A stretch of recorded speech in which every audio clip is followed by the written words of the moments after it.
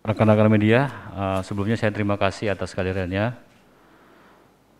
Pada siang hari ini, kami dari Polres Bantul ingin menyampaikan rilis terkait 2 kasus pencabulan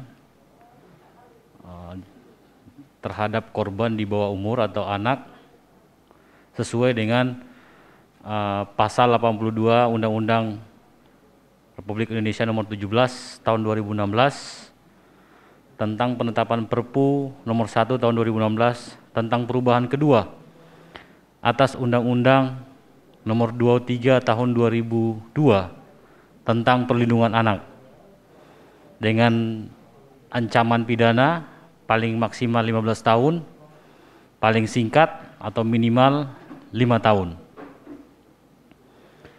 Adapun untuk kasus yang pertama, kami sampaikan bahwa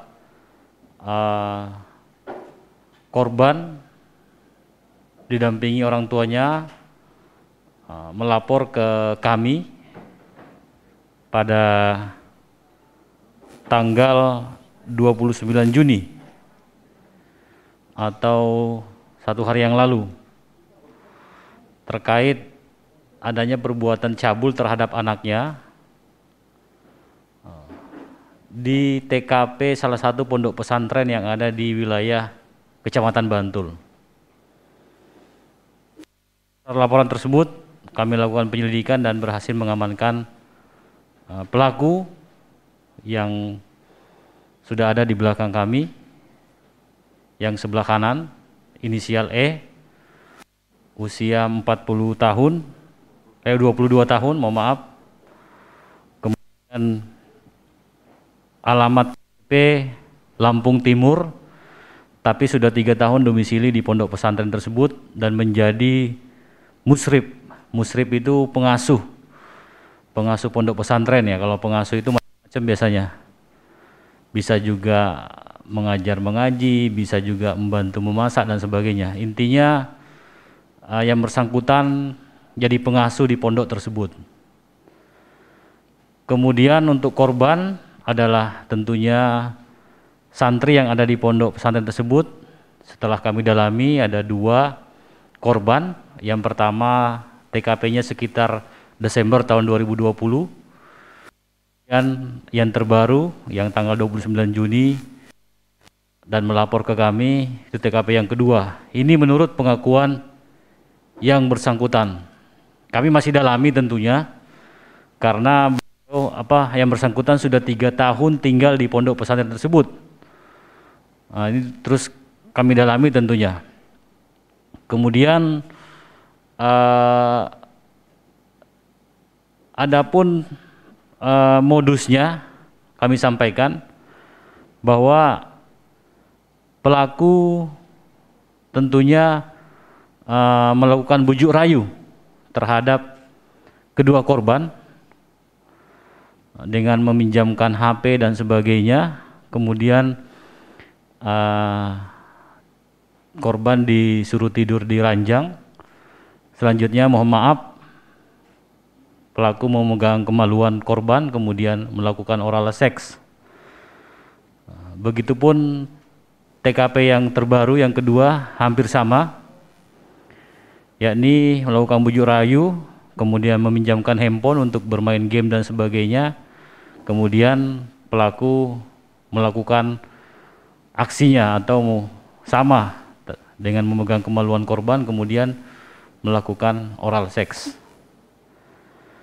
Dari hasil pemeriksaan, pelaku juga ternyata waktu masih berstatus sebagai santri juga pernah mengalami perlakuan yang sama. Ini biasanya terulang tentunya, baik apakah dia akan menjadi pelaku, tapi rata-rata kasus yang disidik pasti mempunyai riwayat seperti itu. Jadi trauma mungkin akhirnya dia berusaha untuk membalas dendam dan sebagainya. Kemudian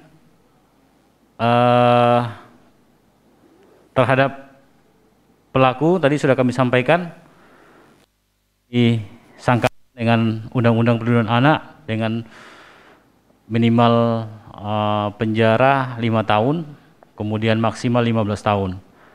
Adapun barang bukti yang kami amankan bisa dilihat di sebelah kanan kami. Ini adalah pakaian dari kedua korban yang digunakan pada saat pelaku melakukan aksinya. Biasanya di pondok kan ada pakai sarung ini, pakai sarung, pakai baju, kemudian pelaku melakukan bujuk rayu sehingga dapat melakukan aksinya dengan leluasa. Ya, sampai saat ini hasil pemeriksaan kami, karena ini baru 2 hari ya, yang bersangkutan baru mengakui 2 kali, tapi tentunya ini tidak menghentikan kami untuk melakukan pendalaman lagi tentunya dengan melakukan pemeriksaan-pemeriksaan termasuk menanyakan kembali kepada yang bersangkutan apakah ada korban lain ataupun mungkin ada korban lain yang tidak mau mengakui karena ya mohon maaf kasus seperti ini kan biasanya kasus-kasus yang jarang diakui oleh korban karena menyebabkan kehormatan korban itu sendiri. Tapi kami akan berupaya melakukan upaya-upaya pendampingan tentunya kepada para santri melalui psikologi kami untuk menyampaikan kepada santri kalau memang ada korban atau saksi yang melihat ada korban lain tentunya untuk segera menginformasikan kepada kami. Ya, tadi saya sampaikan di awal namanya bujuk rayu. Korban rata-rata dibujuk masuk ke kamarnya, kemudian di situ diiming-imingi, mungkin dipinjamkan handphone atau sebagainya. Yang namanya bujuk rayu ya berusaha mempengaruhi korban sehingga korban tidak melawan dan sebagainya. Nah, seperti itu. Apalagi kalau anak-anak kan masih polos biasanya. Kalau kita kan ya karena udah tahu, udah pinter biasanya kita langsung ini. Tapi kalau anak-anak kan masih polos. Nah ini upaya-upaya kita dengan adanya laporan yang kemarin ini. Kami berupaya untuk melakukan pendalaman, terus pendampingan, dan akhirnya ada ketemu juga korban yang Desember 2020.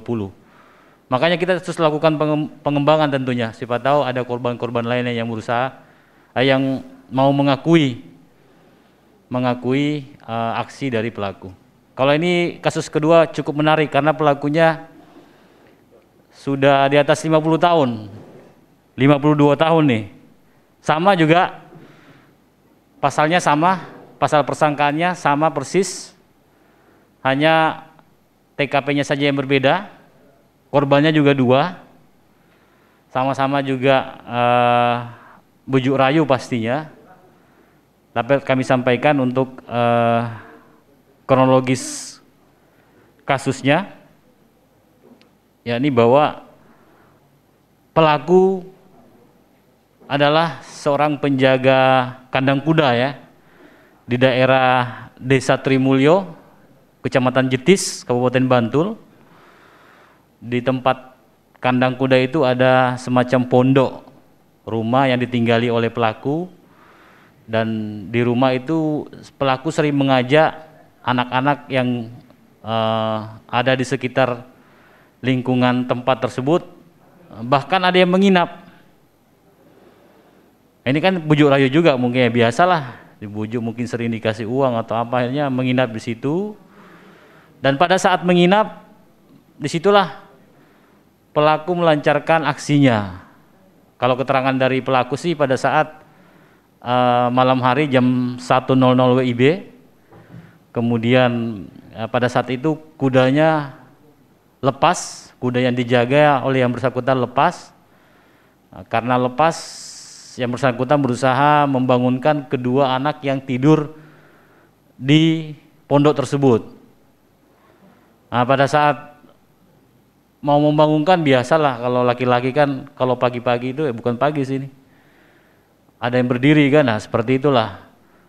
Langsung nafsunya, birahinya langsung naik, akhirnya tidak jadi mencari kuda. Nah, berujung kuda-kudaan di situ mungkin katanya.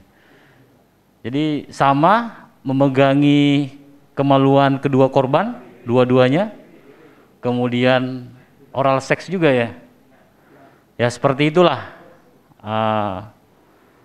Sehingga salah kedua korban ini tidak terima Pak ya, tidak terima, kemudian melaporkan kepada orang tuanya dan orang tuanya melaporkan kepada kami untuk selanjutnya dilakukan upaya penegakan hukum. Sama, riwayat terlapor atau pelaku juga sama. Tadi bahkan rekan-rekan sudah mendengarkan bahwa ya dia juga menyukai sesama jenis, bahkan dulu punya pacar sekitar 7 tahun yang lalu Pak ya. Waktu SMP sudah punya pacar. Wah ini sudah punya pacar, jadi ya, dan punya istri juga, punya istri, punya anak 1. Jadi tersangkanya inisialnya AW, 52 tahun, pekerjaan buruh harian lepas, tadi penjaga kandang kuda, alamatnya di Jetis, Bantul. Ini juga sama untuk pasal yang disangkakan tentang Undang-Undang Perlindungan Anak, maksimal 15 tahun, minimal 5 tahun. Kemudian kami sampaikan untuk barang bukti yang berhasil kami amankan adalah pakaian yang dimiliki oleh korban. Jadi pakaian inilah yang digunakan pada saat korban tidur di pondok milik pelaku, di pondok kandang kuda.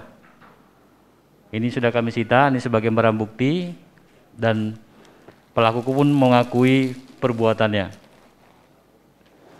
Mungkin itu yang perlu kami sampaikan. Semua korban laki-laki. Ini orang tuanya melapor pada tanggal 9 Juni 2001, masih bulan ini, tapi yang terbaru yang di pondok pesantren tadi, 9 Juni. Kejadiannya sekitar bulan Mei tahun 2021. Jadi bulan Mei, kemudian korban melapor bulan Juni. Kita amankannya di kandang kuda tempat pelaku bekerja, dan pelaku juga mengakui.